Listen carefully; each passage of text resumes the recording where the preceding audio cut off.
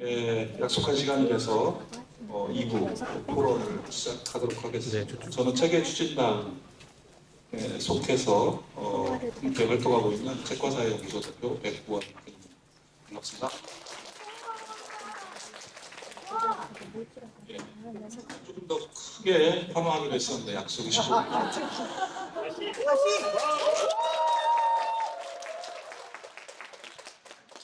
농담을 안 하는 저희가 올해 포럼을 10차례 진행하기로 했습니다. 그러니까 오늘을 시작으로 해서 매달 한 꼭지씩 해서 다양한 주제로 이제 만나 뵐 건데요. 오늘은 이제 첫 시간이기 때문에 왜 그림책인가, 그림책의 해인가, 왜 우리는 그림책을 읽는가 조금 원초적인 질문을 던지는 그런 시간입니다. 동시에 그림책의 가치와 본질에 대해서 좀 되묻는 그런 시간이 될 것 같습니다. 이후에는 조금 강론으로 들어가서요. 이를테면 이제 이 그림책과 관련된 저작권 문제가 학교 현장에서 유튜브에서 굉장히 심각하게 도용이 되고 있거나 그런 사례들이 많이 있습니다. 저작권 문제. 그리고 이제 K북, K그림책이라는 표현이 쓰여지고 있는데 우리 그림책이 해외에 어떻게 나가고 있는지 더 활성화시키기 위해서는 어떤 정책과 지원이 필요할지 현장에서 활동하시는 선생님 말씀을 듣는다거나 하는 식으로 해서 강론으로 이어질 예정입니다. 많은 관심을 가져주시면 감사하겠습니다. 오늘은 첫 번째 포럼인데요. 세 분의 발표자 선생님을 모셨고 따로 지정 토론자는 안 계십니다. 그래서 세 분이 차례차례 이제 그 발표를 하신 다음에 그 다음에 이 앞에 이제 다시 작성을 하실 거고 그 상태에서 여러분들이 조금 더 추가로 더 여쭙고 싶은 얘기라든가 혹은 이제 더 드릴 수 있는 공유하고 싶은 의견이라든가 이런 것들을 주시면은 발표자 두 분들하고 같이 토론하는 시간을 마지막으로 갖도록 하겠습니다. 그래서 가능한 시간 예정표가 지금 2시간으로 되어 있어요. 5시로 되어 있는데 가능하면 이전에 끝낼 수 있도록 노력을 해보도록 하겠습니다. 각각 30분 정도씩 발표를 해주실 거고요. 첫 번째는 이제 아동문학 평론가 조성준 선생님께서 해주실 거고, 두 번째는 그림책 작가이시면서 또 출판사를 운영하시는 김현정 선생님, 그리고 독자를 대표해서 어린이 도서 연구회 그림책 팀장 맡고 계신 노원정 선생님, 이 세 분께서 차례차례 발표를 해주시도록 하겠습니다. 그럼 첫 번째 1번 타자가 중요하죠. 아동문학 평론으로 이름이 높으신 조성순 선생님 모시고 왜 그림책회일까? 라고 하는 주제로 역사적인 좀 지평을 보면서 오늘의 그림책의 자화상을 좀 찾는 시간이 될 것 같습니다. 조성순 선생님 큰 박수로 환영해 주십시오.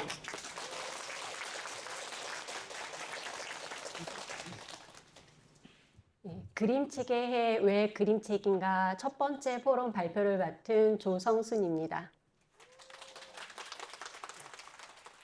이게 첫 번째 포럼이고 또 첫 번째 발표이기 때문에 어떤 이야기로 이 포문을 열어야 될까 많은 생각을 했었는데요. 저는 그림책 연구자이자 그림책 평론가이기 때문에 가장 근원적인 질문을 하면서 시작을 해야겠다라고 생각을 했습니다. 그래서 그림책의 역사 그리고 학문적인 위치 이런 부분에 대해서 함께 이야기를 나눠보면 어떨까 하고 과거 그리고 현재 미래로 나아가기 위한 방법을 모색해 보려고 합니다. 우리 그림책의 성과를 정해야 하는 근원은 여러 가지로 이야기를 할 수 있겠지만 무엇보다 먼저 현재는 과거로부터 이어진 진화의 결과 우리의 지금 굉장히 폭발적인 인기를 끌고 있고 굉장히 크게 성장하고 있는 이 K 그림책이 과연 2000년대 이후에 이렇게 인기가 있어진 것인가 또 그렇게 논의된 것인가 그것에 대해서 조금 더 질문을 해보려고 합니다. 우리는 지금의 그림책이 있기까지 과거에 어떤 경로를 겪어왔고 그것이 어떻게 성장을 해왔는지 조금 더 첨예하게 살펴보려고 하는데요. 현재 이 지금의 그림책은 과거에 우리 그림책을 이야기할 때 어린이의 발견이라는 것부터 시작이 됩니다. 사실은 관습적인 것인데 어른들의 관습입니다. 어린이에게 그림을 그려서 보여주면 훨씬 더 잘 이해할 수 있을 것이다 라는 관습적인 부분에서부터 시작이 되었어요. 그게 실제적으로 어린이에게 정말 더 잘 이해가 되는 것인지는 차후의 문제이고, 시작의 근원은 이렇게 그림책이라는 것이 논의되기 시작을 합니다. 이러한 논의 아래 그림책의 발달이 촉진되게 되었습니다. 우리나라에서 그림책이라는 용어, 그리고 우리나라에서 그림책이라는 장르명을 달아서 출간이 된 건 언제부터일까요? 1922년에서 1938년까지 조선교육령에 포함된 유치원 규정이 있었습니다. 이 유치원 규정이 발표되면서 우리 어린이들에게 교육이 필요하다라는 운동과 함께 유치원 설립 운동을 하게 돼요. 그렇게 되면서 전국에 수많은 유치원들이 설립이 되는데, 유치원이 설립되면서 가장 큰 문제 중에 하나는 이 어린이들에게 어떤 것을 보여주고 읽혀야 하는가, 이 문제였습니다. 유년 아동에 대한 관심 발화와 함께 유년 아동에게 읽힐 만한 책이라는 키워드가 함께 논의가 되었던 거죠. 그렇게 처음 출간된 책이 유년 잡지, 유년 아이들이 보는 잡지라는 뜻에서 그림책의 형식을, 지금의 그림책의 형식을 띈 유년 잡지가 1937년에 출간이 되었습니다. 표지 그림, 지금 앞뒷면의 표지 그림인데요. 그림만 보더라도 상당히 어린이들의 상상력을 자극할 만한 그런 그림으로 그려져 있어요. 첫 번째 표지를 보면 우리나라 그림책, 우리나라 화법이다라는 느낌은 별로 안 들죠. 일본식의 화법을 차용해 왔을 것이라고 추측을 할 수가 있고, 그림을 보면 지금 되게 신기하게 그려져 있어요. 말을 타고 있는 게 아니라 어린아이가 닭을 타고 있죠. 아마도 이 그림은 민담의 고슴도치 한스라는 이야기에서 가져온 이야기를 그림으로 그리지 않았나라고 추측해 볼 수가 있습니다. 그 이야기에서 한스가 달의 징을 받고 닭을 타고 밖으로 나가는 이제 모험을 떠나는 이야기로 연결이 되거든요. 이 그림책의 내지를 보면, 이 잡지 내지를 보면 이렇게 동시와 한 명 가득한 그림을 실었어요. 윤석중의 기러기라는 동시와 정현훈 선생님의 그림으로 그려져 있고, 그 옆에 그림도 보면 굉장히 다채로운 그림이 그려져 있는데 서로 대화하는 한 면의 그림이지만 한 면 안에서 수많은 이야기가 오고 가고 있어요. 이래도 안 돼, 이래도 안 돼, 암만 해도 안 되겠는 걸 하마를 데리고 와야겠어. 이런 이야기를 나누면서 지금 쥐가 하마를 데리러 가겠구나. 시소를 하면서 누가 더 이 시소를 더 무겁게 누를 수 있는지, 이런 이야기들을 함께 나누고 있다는 걸 알 수 있겠죠. 이게 어린이들을 위한 잡지였다라는 거예요. 그렇다면 우리에게 그림책이란 무엇인가? 우리는 1920년대 말부터 이미 좋은 그림책이란 무엇인가에 대한 논의를 시작하였습니다. 1920년대 후반 이주홍, 정인성, 홍은성 선생님이 그림책은 필요하다, 우리 어린이들에게 그림책이 필요하다라는 주장과 함께 1930년대 유치원 교육이 활성화되면서 좋은 그림책, 어떤 것이 과연 좋은 그림책일까 논의가 펼쳐지기 시작을 합니다. 그런데 이 논의의 흐름이 상당히 빨라요. 굉장히 급속하게 성장을 하고 있다라는 걸 알 수가 있는데, 1930년 동아일보 기사에 보면 처음 논의가 될 때 그림책은 어떠한 종류의 그림책이라도 교육적이고 위생적인 것이 제일이다. 그러니까 그림책에 있어서 가장 중요한 건 교육적인 측면이었다는 거죠. 그런데 31년에 보면 우리가 지금 상상하는 그림책과는 전혀 다릅니다. 너무 그림이 적고 글자가 많은 것은 좋지 않다. 사자, 호랑이 같은 아이들이 직접 보지 못하고 항상 듣지 못한 거 별로 좋지가 않다. 짐승이 제복을 입고 자전거를 탄다던가 차를 탄다던가 이런 것도 좋지가 않다. 이렇게 이야기를 하고 있어요.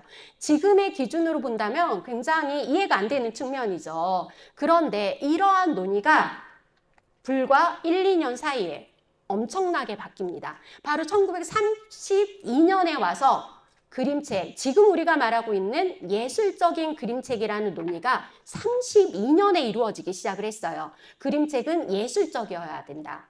보편성을 넘어설 수 없기 때문에 도덕적인 걸 빼놓을 수가 없겠지만 이외에 다방면이어야 된다. 심지어는 그림책에 우리가 파라텍스트라고 하는 그런 측면들, 그림책의 종이 광택, 인쇄의 선, 불선명의 색채의 강도, 병용하는 활자, 심지어는 활자 크기나 이런 것들까지, 그 다음에 행간의 간격은 어느 정도 두어야 하는지 이런 것들까지 세밀하게 논의가 되고 있어요. 정말 상상하지도 못했던, 우리가 지금 상상하지도 못했던 일들이 이미 30년대부터 그림책을 어떻게 만들 것인지에 대해서 논의가 이루어졌다는 거죠. 그리고 36년에 와서 그림책이라고 하는 것은 어린이가 보더라도, 어른이 보더라도 재미있는 것이어야 한다. 그림책은 어린이만 보는 것이 아니라 엄마, 아빠, 어른들이 함께 보는 것이다 라는 논의가 36년에 이루어졌습니다. 그리고 나서 31년에 제복을 입다던가 이런 거 좋지 않다라고 했었잖아요. 6년 후에 37년에 와서는 어떤 논의가 이루어지냐면 실제 경험하지 못한 것이라도 그림을 가지고 보여줄 수 있어야 하고 생각의 범위를 넓혀주어야 한다. 이제 우리가 상상하는 것을 그림책으로 보여줄 수 있다라는 거죠. 이렇게 굉장히 빠른 흐름으로 그림책의 논의가 변화하게 됩니다. 이러한 논의 아래 우리가 일제강점기라는 비극적인 현실 때문에 실제 그림책으로 제대로 구현이 되지 못한 건 안타까운 현실이에요. 그럼에도 우리는 해방이 되자마자 첫 번째 단행본의 형태로 그림책이 출간이 됩니다. 우리 민족의 자리, 억압된 자리에서 어떻게 우리 아이들에게 보여주어야 할 것인가, 이런 논의 아래 마혜송 선생님의 동화에 김용환 선생님이 그림을 그린 두 개의 출판사에서 출간이 돼요. 아엽과 청구문화사에서 출간이 되고, 그 다음에 자유신문 출판국에서는 김기창 화백의 그림으로 그려져 있습니다. 이 김기창 화백의 그림으로 보면 내지 안에 전면 펼친면으로 이렇게 아름다운 그림이 그려져 있어요. 김기창 화백이 소리가 잘 들리지 않았던 분이기 때문에 가장 먼저 염두에 두었던 건 이 들리는 소리를 그림책 안에서 어떻게 담아낼 것인가. 사실은 그림책을 펼쳤을 때 소리가 들리지는 않잖아요. 그렇지만 아이들은 그림책을 펼쳤을 때 그 소리를 들어야 하거든요. 그렇다면 그것을 그림으로 어떻게 구현해낼 것인가를 엄청 많이 고민하시고 이렇게 그림책을 만드셨다라는 거예요. 다시 한번 변화의 큰 흐름을 타게 된 시기는 1980년대 전후에서입니다. 유네스코 아시아 문화센터에서 엮은 아시아 공동 출판 시리즈 옛날에인데요. 이게 전 6권으로 출간이 되었고, 그리고 앤솔로지 형태로 출간이 되었어요. 그래서 아시아 여러 국가에서 각 나라에서 자기 나라를 대표할 만한 옛이야기 2편씩을 골라서 이 책에 실습니다. 첫 번째 우리나라에서는 4권의 혹부리 영감이라는 이야기를 실었어요. 그리고 두 번째 6권에서는 햇님 달님 이야기를 실었습니다. 이렇게 두 이야기가 이렇게 그림책의 형태로 앤솔로지로 실리게 되어서 출간이 되었습니다. 그리고 동화서적이 이제 문을 열고 나서 1년 뒤에 1978년에 세계 어린이 책잔치를 열어요. 세계 각국에서 뛰어난 그림책 170여 종을 전시를 하는 책잔치였는데, 이 책잔치는 우리나라 아동 출판계에 종사하는 많은 사람들에게 커다란 충격을 안겨줍니다. 우리나라 그림책의 형태와 이 세계 여러 각국에서 가져온 이 그림책의 형태가 너무나 달랐던 거예요. 너무나 진보적인 그림책을 한 자리에서 한꺼번에 파도가 쓰나미처럼 밀려오듯이 만나게 된 거죠. 그래서 출판계와 아동문화 연구자들, 그 다음에 이 작가들, 여러 사람들이 모여서 큰 고민에 빠지게 됩니다. 이렇게 좋은 책이 세계 각국에 있는데 우리나라 아이들은 어떤 책을 보고 자라는 거지? 그 고민을 하게 되고, 우리 아이들에게도 어린이를 위한, 아이들만을 위한 그런 그림책이 필요하지 않을까? 라는 고민을 하게 됩니다. 그러면서 그림나라 100 시리즈 그림책을 출간을 하게 돼요. 그림나라 100 시리즈라고 명명을 한 거는 처음 동화서적에서 이 그림책을 발간을 할 때 100권을 계획해서 출간을 시작을 합니다. 실제로 100권까지 출간을 하지는 못했어요. 중간에 멈추게 되었는데 이 시도 자체가 굉장히 의미가 있었던 건 뛰어난 글작가와 뛰어난 화가가 함께 콜라보 되어서 한 권의 그림책을 만드는 작업이었어요. 실제 이 그림책이 뭐 기린 세트, 코끼리 세트 이러면서 각 세트마다 20권씩 출간을 시작을 했고 그 출간과 동시에 글작가와 그림작가가 한 권의 그림책이 글과 그림이 만났을 때 어떻게 서로 소통을 하면서 이야기를 전달을 해야 하는지 굉장히 많은 고민을 하게 되었어요. 그래서 화가들이 처음에 그림을 그렸을 때 각각 글과 그림이 서로 만나지는 게 아니라 서로 따로 떨어져 있는 느낌이 드는 거예요. 그래서 그렇게 그린 그림들을 다시 다 폐기 처분하고 다시 작업을 하기 시작을 합니다. 그런 과정에서 글과 그림이 상호작용한다라는 것에 대한 깊은 체득을 하게 되는 거죠. 그리고 이 그림책이 출간되면서 또 하나의 굉장히 귀중한 자산 중에 하나는 그림나라 100을 내면서 엄마 아빠에게 드리는 가이드북을 함께 출간을 합니다. 이전까지 세대는 옛 이야기를 읽고 자랐어요. 그런데 이제 창작 그림책을 만나야 하잖아요. 그렇다면 이전의 책을 읽는 방식과 창작 그림책을 읽는 방식은 무언가 좀 달라야 하지 않을까 그 고민을 하게 되고 엄마 아빠에게 어른들에게 그림책을 어떻게 읽어야 하는지에 대한 가이드북을 함께 제공을 하는 거예요. 그런데 그 내용들이 굉장히 의미심장합니다. 그림책이란 즐거움을 통하여 아직 충분히 발달하지 못한 상상력을 풍부하게 채워주는 에너지의 근원. 이 정도까지는 우리가 앞서 논의된 것과 크게 다르지 않다라는 걸 알 수가 있는데 그 다음에 보면 그림책이란 스토리와 그림이 서로 접목되어 탄생하는 새로운 생명체다. 이 언어로 볼 때 이전의 장르와는 전혀 다른 형식을 가진 책이라는 의미를 담고 있다는 거죠. 그렇다면 우리는 그림책을 좀 더 다채롭게 다각적으로 새로운 방식으로 접근을 해야 하지 않는가라는 고민을 할 수밖에 없습니다. 그렇게 해서 이제 그 작가들 내에서 그림책 작가의식이 싹트기 시작하는 거죠. 이전에 그냥 그림을 그리던 작가였다면 이제 나는 그림책 작가다. 라는 작가의식을 가지고 그림책을 만들기 시작을 합니다. 이와 함께 우리나라 안에서 여러 화법이 존재를 했죠. 우선 전통적인 화법으로 그림을 그리는 분도 계셨을 거고 그 다음에 일본의 그림의 화법을 그대로 답습하거나 서구의 화법을 답습하거나 이런 형태가 여러 가지 혼재된 상황 안에서 그렇다면 우리만의 그림책은 어떻게 만들어야 하는 것인가? 이 고민도 함께 이루어집니다. 이렇게 본다면 우리에게 어린이가 어른이 보아도 즐거운 그림책이라는 논의는 이미 1930년대부터 형성되어 왔다는 거죠. 우리가 최근에 와서야 그림책이 0에서부터 100세까지 읽는 그림책이다 라고 표현을 하고 있죠. 최근에 2000년대에 넘어와서 우리가 그렇게 논의하고 있는 것처럼 이야기는 하고 있지만 우리 역사 안에서 이미 1930년대부터 어린이가 보아도 어른이 보아도 즐거운 함께 볼 수 있는 그림책이라는 함의는 존재해 왔다라는 거죠. 그렇다면 우리의 그림책의 역사는 굉장히 탄탄하게 잘 성장해 왔다라고 볼 수도 있을 것 같습니다. 이러한 논의 아래 그림책의 생태계가 크게 변화하고 있는 것도 하나의 이유일 것 같은데요. 이런 그림책의 생태계가 변화함과 동시에 그림책의 의미도 확대돼 가고 있습니다. 이 그림책에 담고 있는 여러 내용들도 보자면 굉장히 치밀한 방식으로 전환이 되고 있다는 것도 우리가 지금 만날 수 있는 그림책의 특징인 것 같다라는 생각이 듭니다.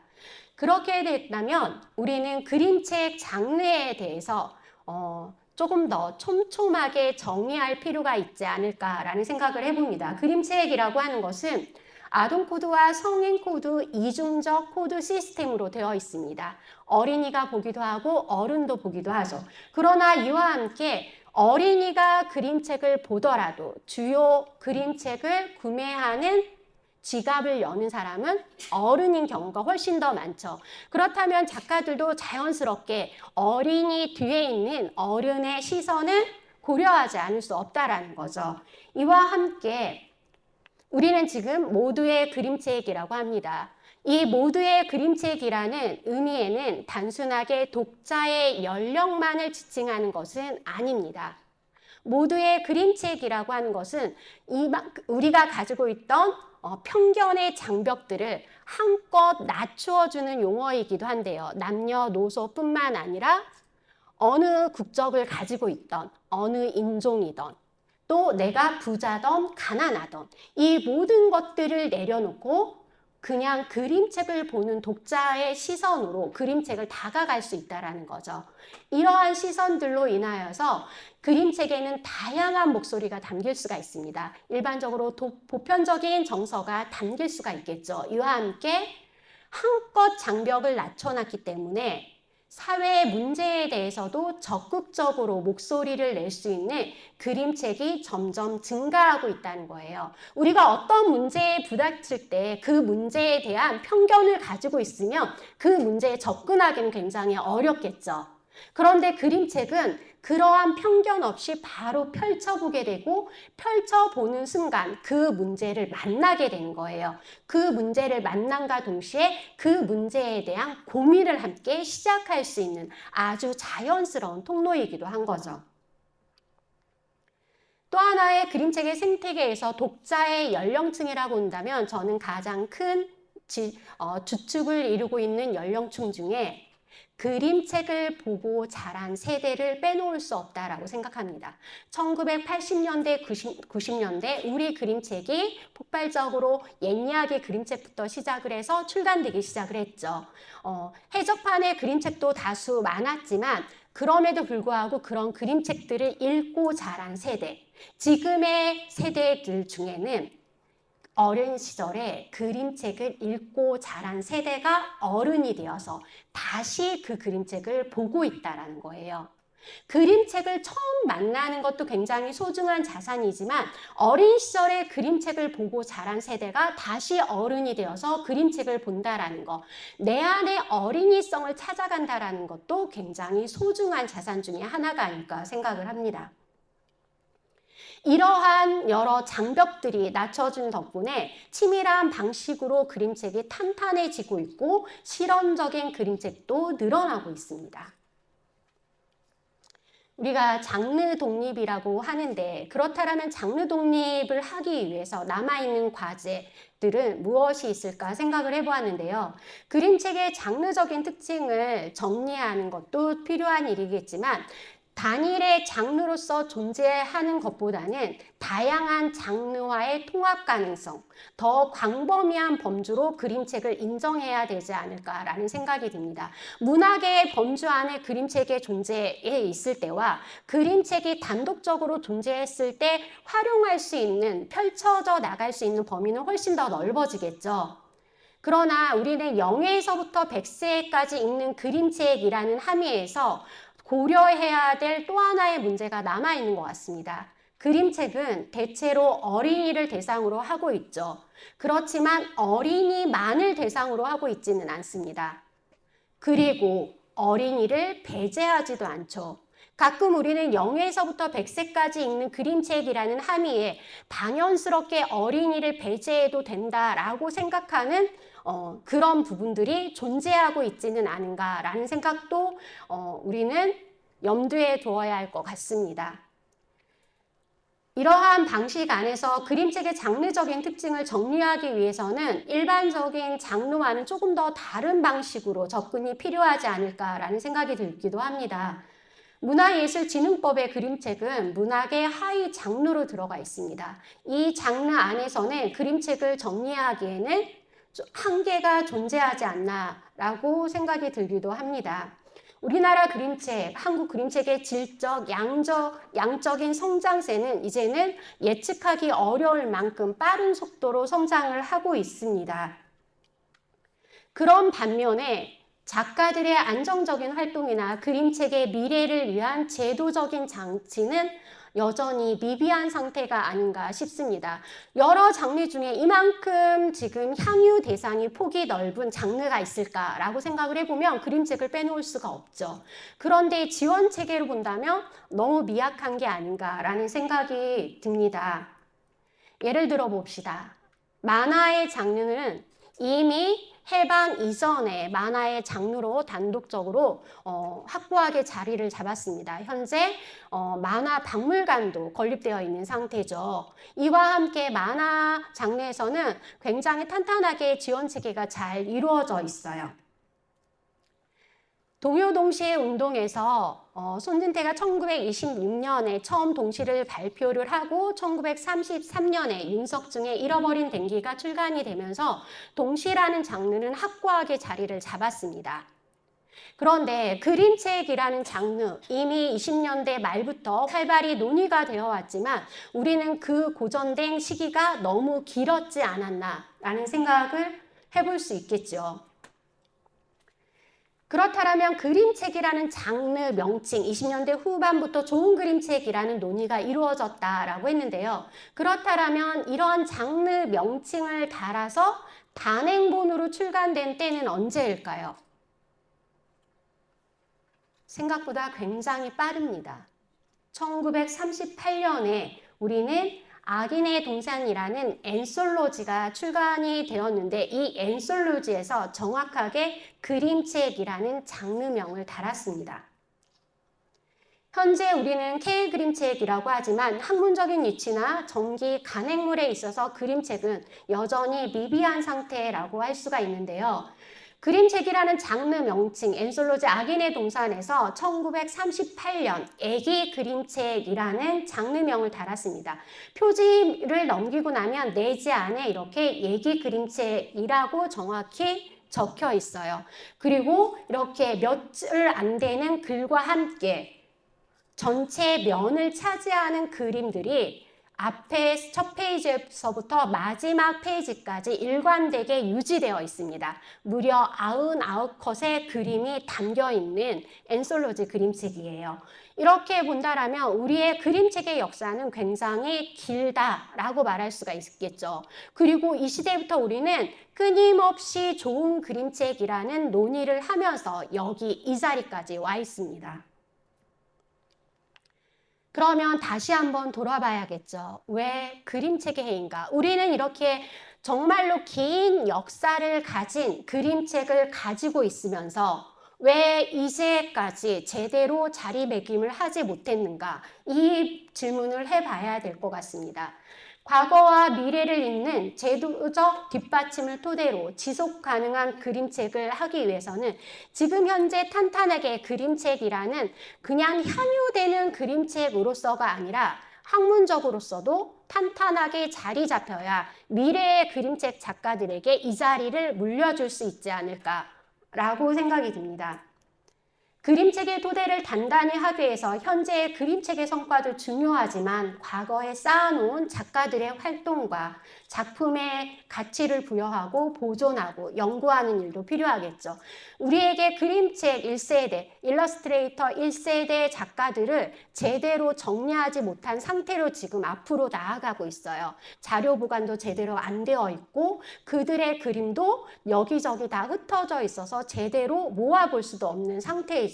이제 그림책이라는 씨앗을 많이 뿌려놨으니 그 씨앗을 함께 거두어야 되지 않을까라는 생각을 해봅니다.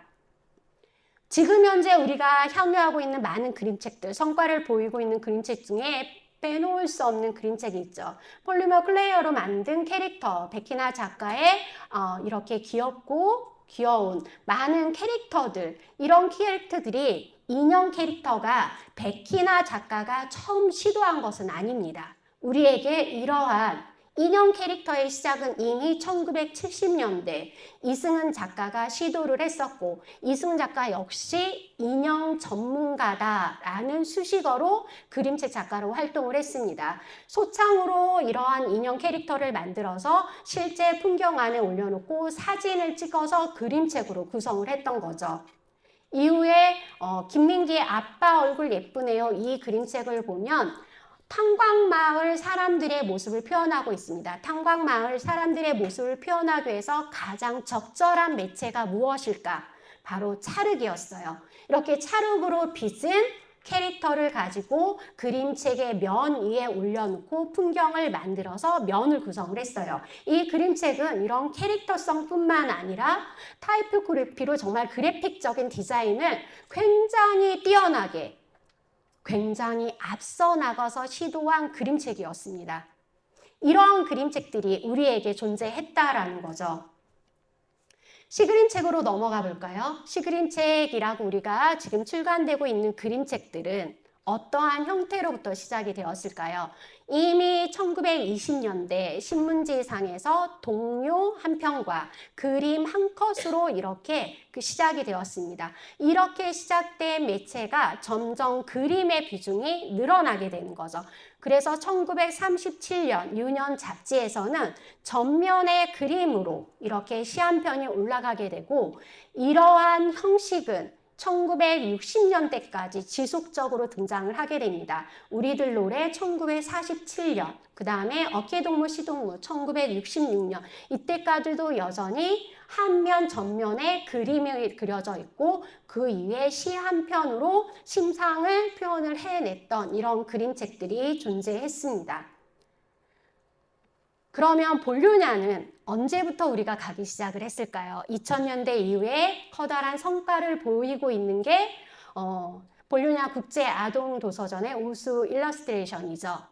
이 우수 일러스트레이션은 1982년 이연복의 쥐들의 성대한 치즈 파티부터 시작이 되었습니다. 우리나라에서는 이연복 작가가 이렇게 그림을 출품했는지조차 알지 못했었고, 일본에서 출간되는 도록을 통해서 우리는 만나게 되었어요. 이후에 이러한 것들이 있다는 걸 알게 된 거죠. 이러한 형식으로 수많은 것들이 쌓아져서 지금 현재 우리 그림책을 형성하고 있다라고 보아도 무방할 것 같습니다. 지금 현재 논의되고 있는 수많은 것들, 이 논의되는 것들은 이미 우리가 과거 일제강점기 1920년대 후반부터 탄탄히 쌓아와서 지금 여기에 와 있습니다. 모든 연령들이 그림책을 좋아하는 이유가 무엇일까라는 걸 생각을 해보면 바로 어린이성이 아닌가 합니다. 내 안에 있는 어린이성을 만나는 그 자체가 가장 행복한 일이 아닐까라는 생각을 하면서 이 발표를 마치겠습니다. 감사합니다.